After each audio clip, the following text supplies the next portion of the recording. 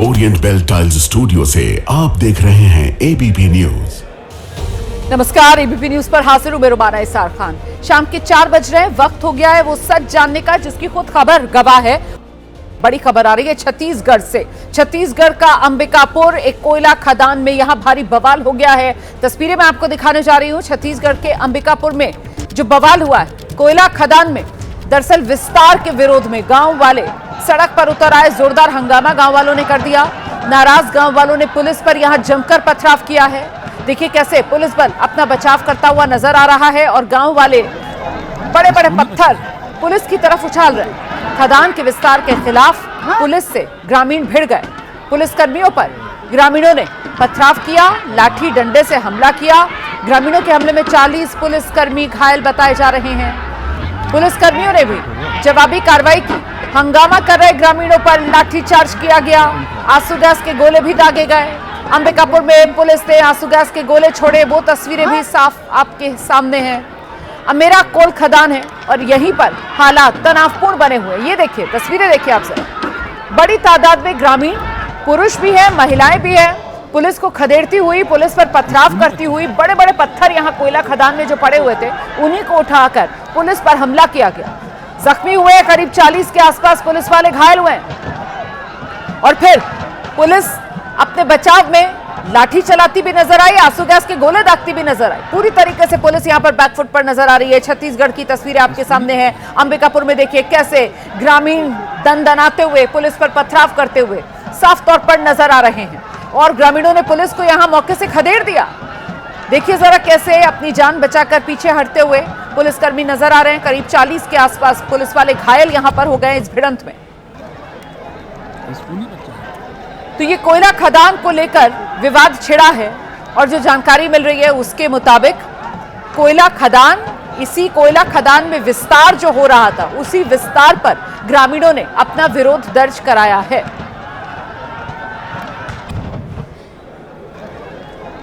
2016 में ही यहाँ का भू अर्जन की कार्रवाई पूरी हो चुकी है और कुछ ग्रामवासियों के द्वारा भू अर्जन कार्रवाई के पश्चात अपना मुआवजा भी प्राप्त कर लिया गया है और कई ग्रामीण लोग भू अर्जन की कार्रवाई के पश्चात भी मुआवजा नहीं ले रहे हैं और वो कोयला खनन में व्यवधान उत्पन्न कर रहे हैं। यहाँ पर जो पत्थरबाजी हुई है उसके चलते कई पुलिसकर्मी गंभीर भी घायल हैं। कुछ पुलिसकर्मियों को घुटने और चेहरे पे भी चोट आई है।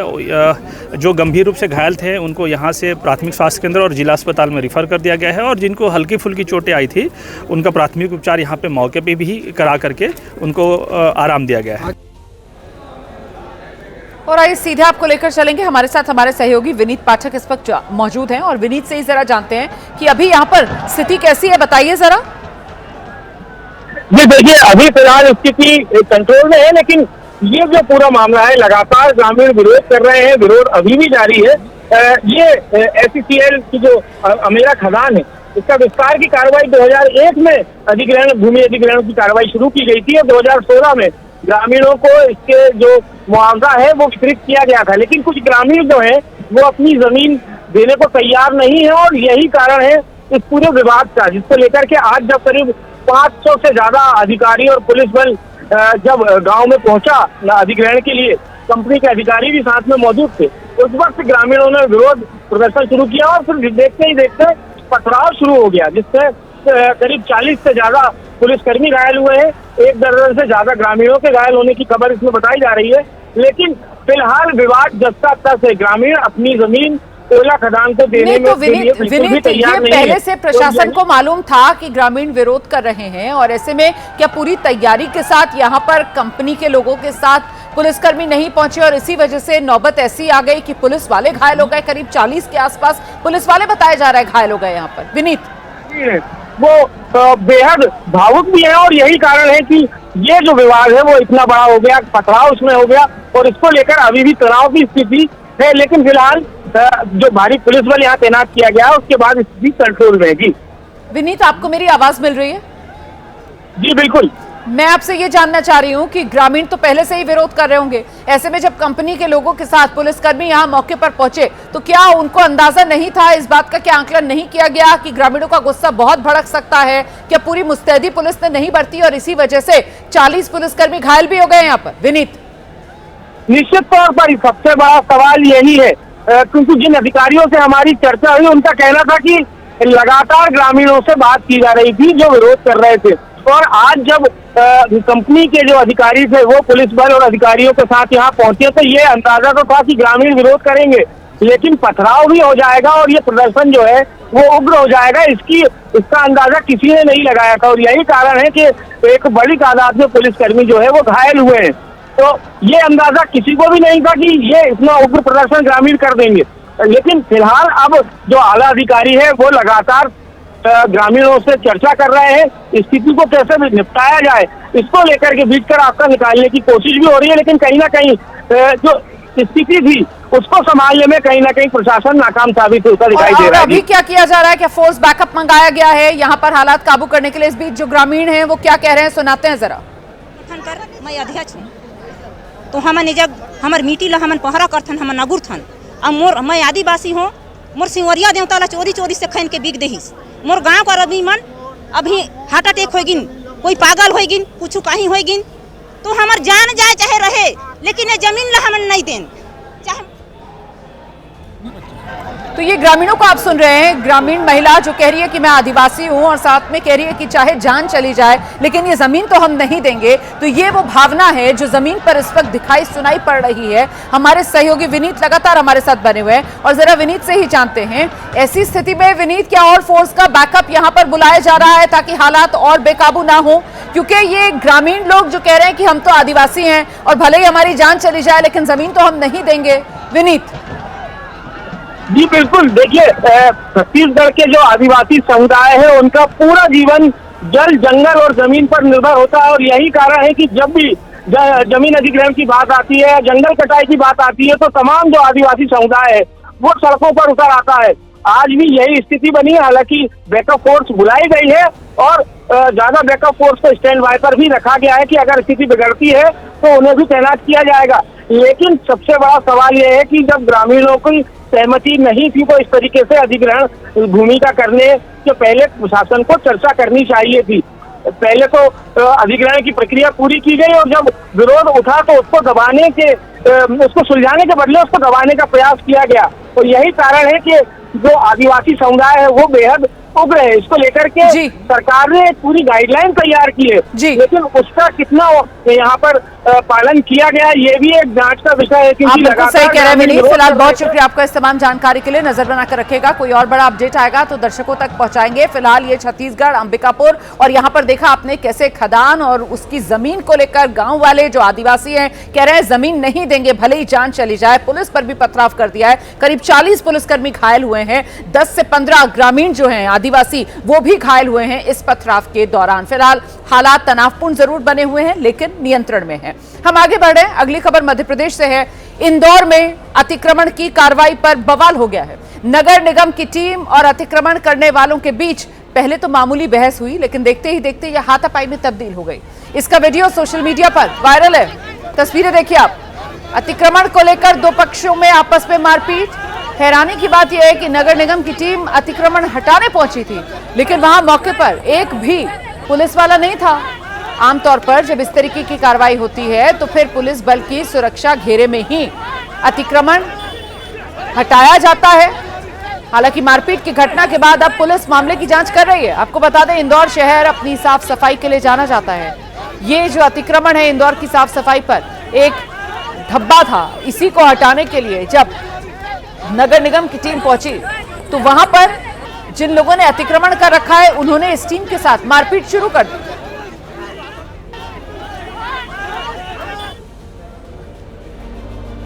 खबर उत्तर प्रदेश से है, जहां सहारनपुर में उस वक्त अफरा तफरी मच गई जब एक अज्ञात युवक ने जैन कॉलेज के भीतर घुसकर फायरिंग कर दी। गोली की आवाज से पूरा जैन कॉलेज परिसर गूंज गया। आरोपी ने 2 राउंड गोली फायर की है।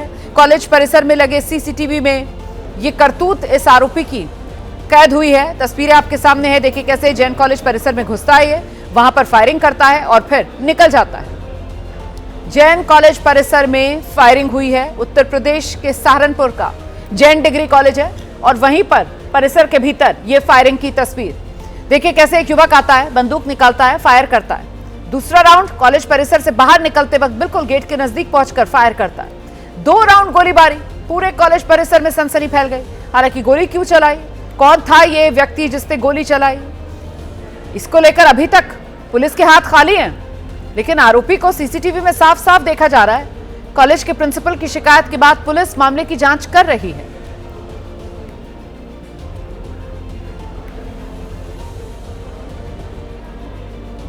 हम अगली खबर का रुख कर रहे हैं। संचार साथी ऐप को लेकर सरकार ने बड़ा फैसला लिया है। संचार साथी ऐप पर सरकार ने अपना पिछला आदेश वापस ले लिया है। नए फोन में संचार साथी ऐप की अनिवार्यता खत्म कर दी गई है। ये बड़ी खबर है। सरकार ने अपना फैसला वापस लिया।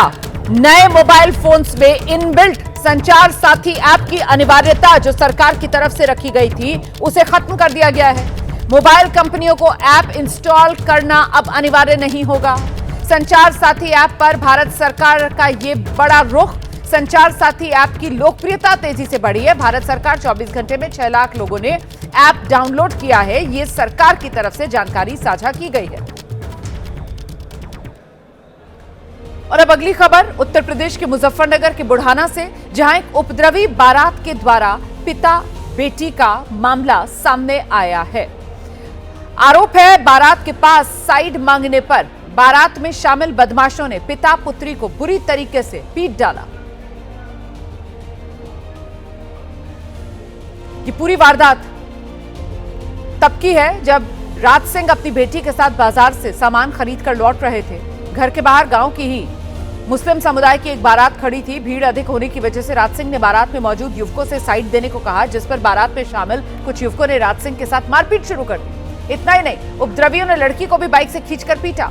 बाद में दोनों के शोर मचाने पर गांव के दूसरे लोग आए, बाप बेटी को बचाया। पीड़ित पक्ष की शिकायत पर पुलिस आरोपियों की पहचान कर रही है। इस घटना को लेकर गांव के लोगों में आक्रोश है।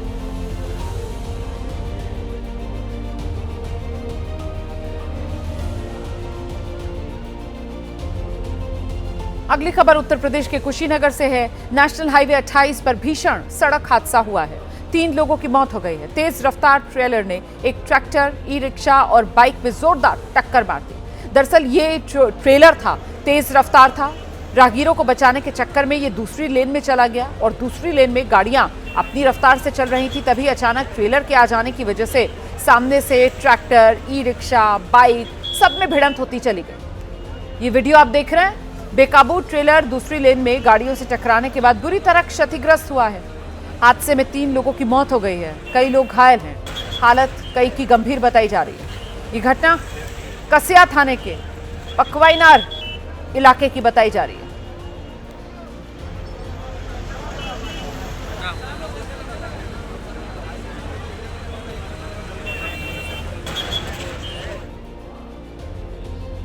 अगली खबर का रुख करेंगे। संसद में मौलाना मदनी के जिहाद वाले बयान का जिक्र हुआ है। लोकसभा में समाजवादी पार्टी के सांसद मोहिबुल्लाह नदवी ने बयान दिया।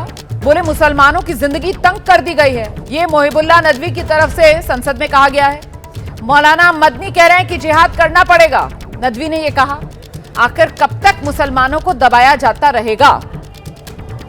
समाजवादी पार्टी के सांसद मौलाना मदनी के बयान का हवाला देते हुए संसद में मोहिबुल्लाह नदवी कह रहे हैं कि मुसलमानों की जिंदगी तंग कर दी गई है। आखिर कब तक मुसलमानों को दबाया जाता रहेगा, सुनिए। मुसलमानों की जिंदगी हमारे प्यारे वतन में ही तंग कर दी गई है, जिसकी वजह से माननीय स्पीकर साहिबा, वो लोग जिनके पुरखों ने आजादी की लड़ाई लड़ी थी, मौलाना अरशद मदनी, वो कह रहे हैं कि जुल्म और नाइंसाफी के खिलाफ लड़ना शायद हमें दोबारा लड़ना पड़ेगा और जिहाद करना पड़ेगा। आखिर कब तक मुसलमानों को इस तरह से दबाया जाता रहेगा मुल्क में? मैडम, एक जुल्म की एक बर्दाश्त होती है और जब बर्दाश्त खत्म हो जाती है तो जुल्म। धन्यवाद।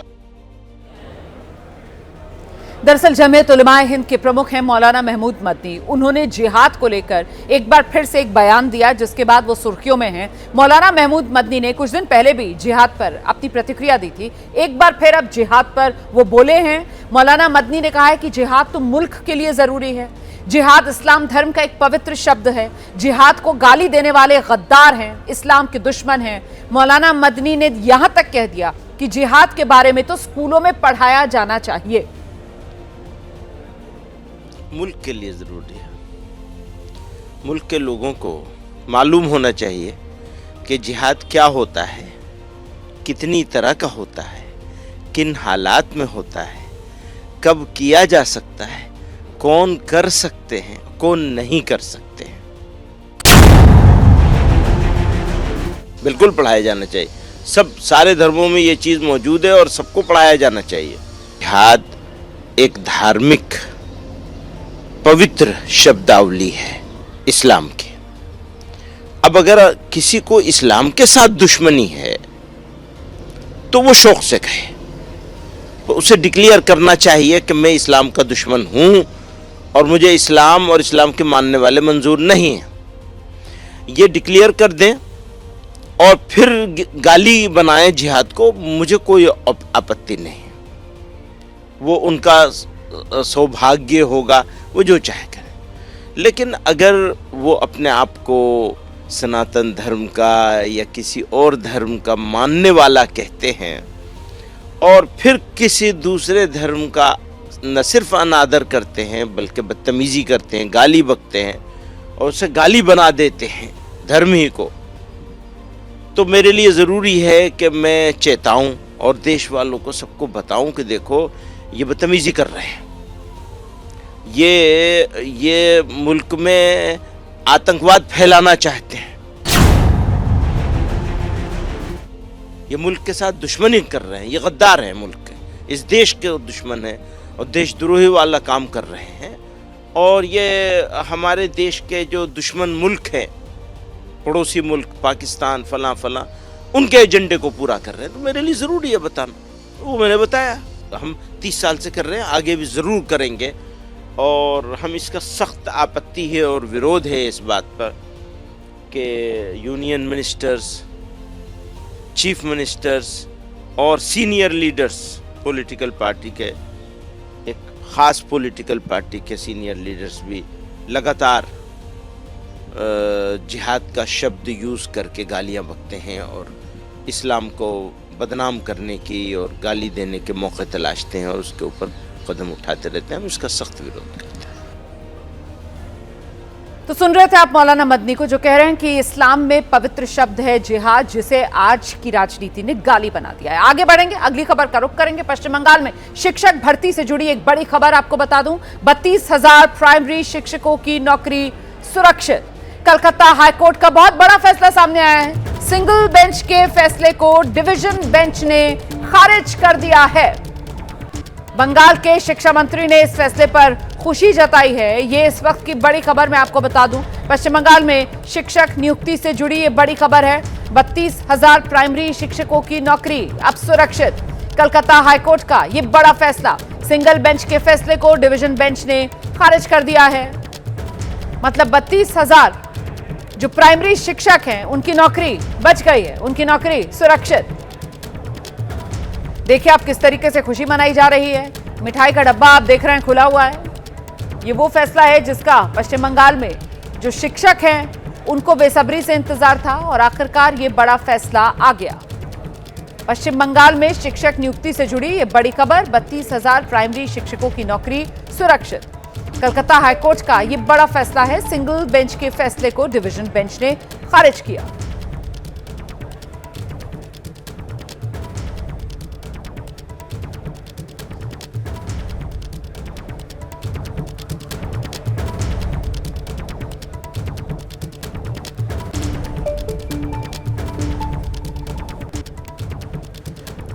तो पश्चिम बंगाल में शिक्षक भर्ती से जुड़ी ये बड़ी खबर है।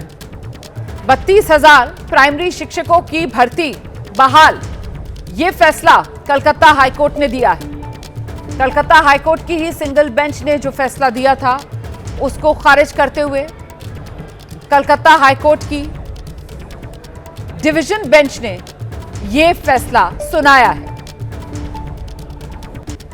तो बड़ी राहत पश्चिम बंगाल में प्राइमरी शिक्षकों के लिए ये खबर लेकर आई है।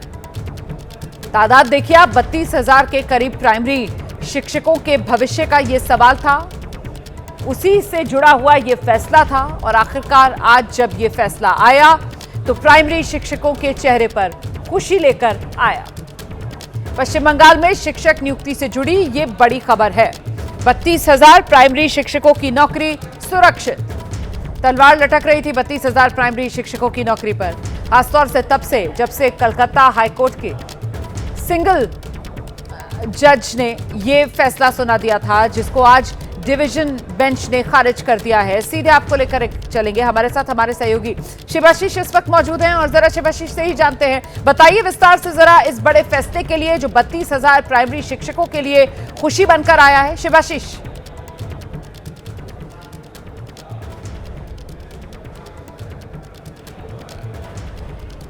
शिवाशीष, आपको मेरी आवाज मिल रही है? शिवाशीष से हमारा संपर्क नहीं हो पा रहा है, लेकिन आपको बता दें ये बड़ी खबर है, कलकत्ता हाईकोर्ट का ये बड़ा फैसला है।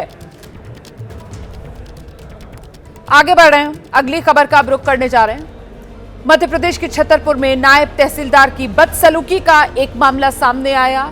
इसका वीडियो वायरल हो रहा है। नायब तहसीलदार एक छात्रा को थप्पड़ मार रही है। इस घटना का वीडियो जमकर वायरल हो रहा है। खाद टोकन मांगने के लिए छात्रा पहुंची हुई थी और खाद टोकन मांगने पर छात्रा को तहसीलदार रितु सिंघाई ने एक के बाद एक कई थप्पड़ जड़ दिए, जिससे गुस्साए किसान विरोध करने लगे। ये पूरा मामला उस वक्त का है जब किसान खाद वितरण के लिए टोकन मांग रहे थे। इस दौरान तहसीलदार गुस्से में आ गई, अपना आपा खो बैठी, छात्रा को पीटने लगी। ये वीडियो सोशल मीडिया पर वायरल हो रहा है। देखिए आप किस तरीके से ये तहसीलदार हैं और तहसीलदार ने पहले तो छात्रा को थप्पड़ जड़े। तहसीलदार का बस नहीं चल रहा था, छात्रा के बाल पकड़कर उसको और पीटने की कोशिश में तहसीलदार, वहां मौजूद लोग बीच बचाव करते हुए नजर आए। कलेक्टर ने छात्रा को थप्पड़ मारने संबंधित घटना पर तत्काल एक्शन ले लिया है। नायब तहसीलदार रितु सिंघाई को कारण बताओ नोटिस जारी किया गया है।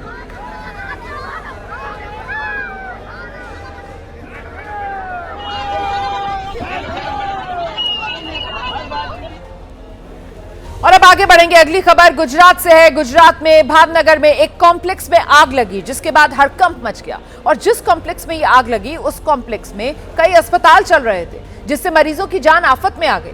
ये आग इतनी भीषण थी कि कांच तोड़कर मरीजों को बाहर निकालना पड़ा। ये तस्वीरें आज सुबह की है। सीढ़ी लगाकर अस्पताल से मरीजों को बाहर निकाला गया और यहाँ एक बच्चों का अस्पताल था जिसमें करीब 18 नवजात भर्ती थे। सभी बच्चे पूरी तरीके से सुरक्षित। यहाँ इस कॉम्प्लेक्स में मौजूद अस्पताल में जितने मरीज भर्ती थे सब पूरी तरीके से सुरक्षित, सबका रेस्क्यू किया गया। बताया जा रहा है कॉम्प्लेक्स में कई बच्चों का अस्पताल में इलाज चल रहा था। सभी मरीजों को फौरन नजदीक के ही दूसरे मेडिकल कॉलेज के अस्पताल में शिफ्ट किया गया। आग लगने की खबर मिलते ही फायर ब्रिगेड की टीम भी मौके पर पहुंच गई थी। कड़ी मशक्कत के बाद आग पर काबू पा लिया गया। हालांकि आग कैसे लगी इसका पता अभी तक नहीं चल पाया है। पुलिस मामले की जांच में जुटी है, लेकिन सवाल इस बात को लेकर भी है कि जिस कॉम्प्लेक्स में इतने अस्पताल थे वहां फायर सेफ्टी के इंतजाम क्यों नहीं थे? क्यों मरीजों को कांच तोड़कर पीछे से बाहर निकालना पड़ा?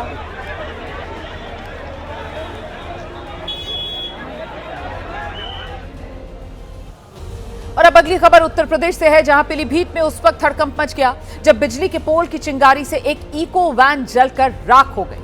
ये आग इतनी भयानक थी कि वैन के ड्राइवर को कूदकर अपनी जान बचानी पड़ी।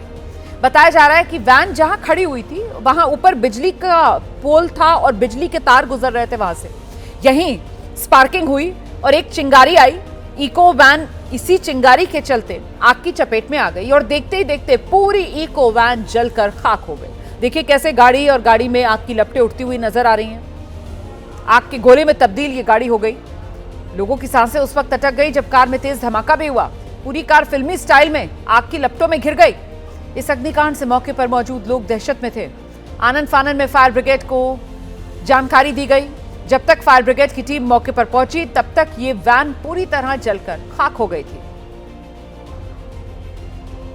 गनीमत ये रही कि वैन का जो ड्राइवर था उसने वक्त रहते वैन से कूदकर अपनी जान बचा ली। खबर बिहार की राजधानी पटना से है, जहां अतिक्रमण के खिलाफ नगर निगम ने आज बड़ा एक्शन लिया है। पौष इलाका राजा बाजार इलाका, यहां राजा बाजार इलाके में अवैध निर्माण को बुलडोजर की मदद से गिराया गया है। इस दौरान मौके पर जबरदस्त अफरा तफरी मची।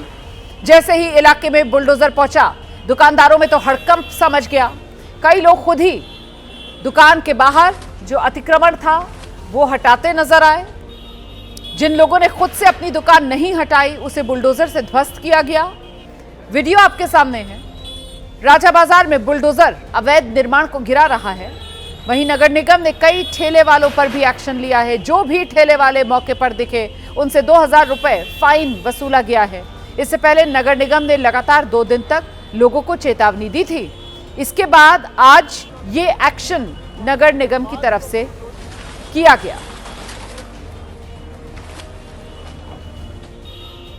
नगर निगम की तरफ से लगातार अतिक्रमण के खिलाफ जो ड्राइव है वो चलाया जा रहा है। और देखिए, राजधानी पटना के IGIMS बाउंड्री के ठीक पीछे जो अतिक्रमण के खिलाफ बुलडोजर एक्शन है वो देखा जा सकता है।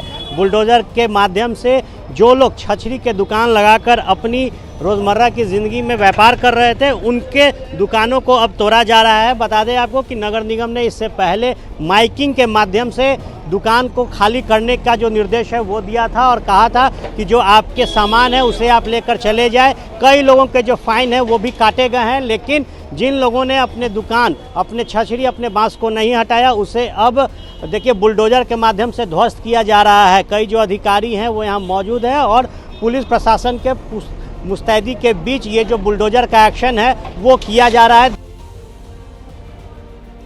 और बुलडोजर वाला एक्शन बरेली में भी लगातार दूसरे दिन देखने के लिए मिला है। ऐवान फरहत और गुड मैरिज हॉल के अवैध निर्माण को बुलडोजर की मदद से गिराया गया है। इलाके में सुरक्षा के जबरदस्त इंतजाम किए गए हैं। भारी संख्या में पुलिस बल तैनात किया गया है ताकि किसी भी अप्रिय हालात से फौरन निपटा जा सके। तो ये 2 मैरिज हॉल हैं और इनके मालिक मौलाना तौकीर रजा और समाजवादी पार्टी के वरिष्ठ नेता आजम खान इनके बेहद करीबी बताए जा रहे हैं। इससे पहले कल भी मैरिज हॉल पर एक्शन लिया गया था, कार्रवाई हुई थी। मैरिज हॉल के मालिकों को पुलिस ने पहले नोटिस दिया। संतोषजनक जवाब न मिलने पर ध्वस्तीकरण की ये कार्रवाई की गई।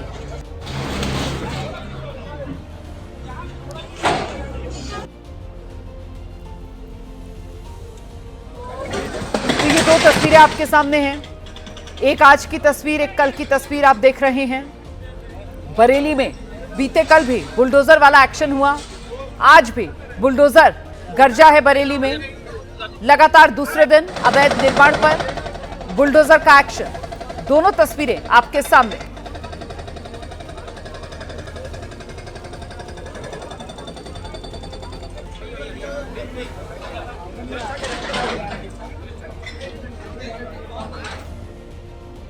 हम आगे बढ़ रहे हैं, अगली खबर का रुख कर रहे हैं। मुंबई में ट्रैफिक के दबाव को कम करने और पूर्व पश्चिम कनेक्टिविटी को आसान बनाने के लिए MMRDA ने एक बड़ा कदम उठाया है। ऑरेंज गेट से मरीन ड्राइव तक बनने वाले टनल प्रोजेक्ट में टनल बोरिंग मशीन का सफल लॉन्च किया गया है। ये देश का पहला ऐसा शहरी भूमिगत प्रोजेक्ट है जो घनी आबादी वाले इलाके और रेलवे मेट्रो कंस्ट्रक्शन के 50 मीटर नीचे से गुजरता है। प्रोजेक्ट की कुल लागत करीब 8000 करोड़ रुपए और इसे 54 महीनों में बनाकर तैयार किया जाएगा, ये लक्ष्य रखा गया है। इसके शुरू होने से मुंबई के पूर्व पश्चिम उपनगर और नवी मुंबई को सीधी भूमिगत कनेक्टिविटी मिल जाएगी। सफर का जो समय है वो 15 से 20 मिनट तक कम हो जाएगा। ईंधन की बचत होगी, शोर और वायु प्रदूषण में भी कमी आएगी। तो टनल के भीतर आधुनिक वेंटिलेशन सिस्टम रखा जाएगा, फायर सेफ्टी मैकेनिज्म का इंतजाम होगा, high quality lighting, intelligent transport system लगाया जाएगा जिससे सफर सुरक्षित और आसान बनेगा।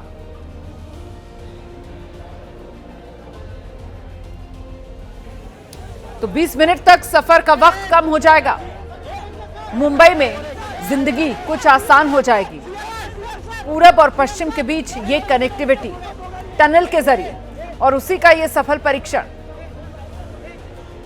मुख्यमंत्री से लेकर डिप्टी सीएम तक इस मौके पर मौजूद रहे जब ये परीक्षण किया गया। यहां जो टनल बनाई जाएगी उसकी लंबाई करीब 10 किलोमीटर आप मान सकते हैं और 7 किलोमीटर तक का जो हिस्सा है टनल का वो अंडरग्राउंड रहने वाला है। ये जो टनल है एक इंजीनियरिंग मार्वल है। करीब 2 टनल मिलाकर ये 9 किलोमीटर का होगा, लेकिन सिंगल स्पैन 3 किलोमीटर का होगा। और इस टनल में ये करीब 700 प्रॉपर्टीज के नीचे से जा रहा है। कई प्रॉपर्टीज उसमें की हेरिटेज प्रॉपर्टीज है। इसके साथ साथ दोनों जो सेंट्रल लाइन और वेस्टर्न लाइन है ये दोनों लाइंस के नीचे से जा रहा है और उससे भी नीचे से जो मेट्रो की लाइन 3 जाती है उसके भी 50 मीटर नीचे से ये जाएगा। तो मुंबई को मिलने वाली ये पहली अंडरग्राउंड टनल कॉरिडोर से शहर की फिजा बिल्कुल बदल जाएगी। सफर तो आसान होगा ही, साथ ही साथ कम समय में अपनी मंजिल तक पहुंचा जा सकेगा। आज की तारीख में मुंबई की सबसे बड़ी समस्या है ट्रैफिक, और इसी ट्रैफिक से मुंबई के लोगों को राहत देने के लिए महाराष्ट्र सरकार ने बहुत बड़ी योजना लाई है। दरअसल आपको मेरे बगल में ये जो दिखाई दे रहा है टनल खुदाई का काम, ये वो योजना है जो मुंबई के लोगों को बहुत बड़ी राहत देगी, और ये राहत होगी ट्रैफिक से। ये टनल करीबन 9.97 किलोमीटर की टनल है जो यहाँ फ्रीवे से होते हुए मरीन ड्राइव तक जाएगी, और इसे पूरा करने के लिए 54 महीने का समय लगेगा, और 8,056 करोड़ की लागत से ये टनल बनाई जा रही है। और ये टनल करीब 4 लेन की होगी, 2 लेन जाने के लिए और 2 लेन आने के लिए, और इसे एक बहुत बड़ा सरकार का कदम माना जा रहा है, जिसके बन जाने के बाद ट्रैफिक बेहद कम हो जाएगा। महाराष्ट्र के पुणे में हाईवे पर उस वक्त हाहाकार मच गया जब एक ड्राइवर ने 3 टायर पर कार दौड़ा दी। ये खौफनाक मंजर कई किलोमीटर तक नजर आया। हाईवे पर 3 टायर पर दौड़ती कार को देखकर लोगों की सांसें अटक गई। सड़क पे रगड़ खा रहे ड्रीम की आवाज से लोग दहशत में आ गए। आसपास चल रहे वाहन वालों ने कार रोकने के लिए इशारा किया, लेकिन ड्राइवर ने किसी की बात पर ध्यान नहीं दी और कार दौड़ाता रहा। दरअसल कार के ट्रिम में कुछ दिक्कत आ गई, जिसकी वजह से टायर निकलकर लटक गया, लेकिन फिर भी ड्राइवर ने कार नहीं रोकी। कई किलोमीटर तक 3 टायर पर हाईवे पर कार दौड़ती रही। सोचिए, अगर कोई कार की चपेट में आ जाता तो कितना बड़ा हादसा हो जाता। हालांकि पुलिस ने ड्राइवर को हिरासत में ले लिया है। ड्राइवर पर नशे में धुत होने का आरोप लगा है। इस वक्त बड़ी खबर मैं आपको बता दूं, प्रधानमंत्री नरेंद्र मोदी, अमित शाह, जेपी नड्डा की बैठक हुई है, और इसी बैठक को लेकर बड़ी खबर यह है कि बैठक में बीजेपी के राष्ट्रीय अध्यक्ष को लेकर चर्चा हुई है। सूत्रों के हवाले से बड़ी खबर, कई राज्यों में बीजेपी अध्यक्षों के चुनाव पर भी मंथन हुआ है, ये भी सूत्र बता रहे हैं। आज दोपहर प्रधानमंत्री मोदी के साथ करीब 1 घंटे तक बैठक हुई है। गृहमंत्री अमित शाह, जेपी नड्डा, बीएल संतोष, अलग अलग बैठकें भी इन तमाम बीजेपी के वरिष्ठ नेताओं ने की है। सीधे आपको लेकर चलेंगे, हमारे साथ हमारे सहयोगी पवन गौड़ इस वक्त मौजूद हैं। पवन से ही जरा जानते हैं, ये जो बैठकों का दौर चला है, पवन, खबरें क्या छनकर मिल रही हैं, बैठकों में क्या तय पाया है? देखिए, आज बुधवार की दोपहर को लगातार संसद भवन के अंदर लगातार बीजेपी में हलचल देखने को मिली। सबसे पहले बीएल संतोष प्रधानमंत्री से मुलाकात करते हैं, उसके बाद में गृह मंत्री अमित शाह और बीजेपी अध्यक्ष जेपी नड्डा के साथ आधे घंटे अलग से बैठक होती है। उसके बाद तीनों ही नेता प्रधानमंत्री के जो संसद भवन परिसर में जो दफ्तर है वहां पहुंचते हैं और तकरीबन 1 घंटे मुलाकात होती है, और उसके बाद जब बैठक से बाहर निकल के सभी नेता फिर से अलग से 1 घंटे बैठक करते हैं। तो सूत्रों के हवाले से खबर यही है कि चाहे उत्तर प्रदेश की बात करें, क्योंकि बीएल संतोष 2 दिन पहले उत्तर प्रदेश दौरे से लौटे हैं, 2 दिन का दौरा था, तमाम नेताओं के साथ बड़ी चर्चा हुई, पूरा गहन मंथन किया गया। बहुत शुक्रिया आपका फिलहाल इस तमाम जानकारी के लिए। तो महत्वपूर्ण बैठकों का ये दौर चला है।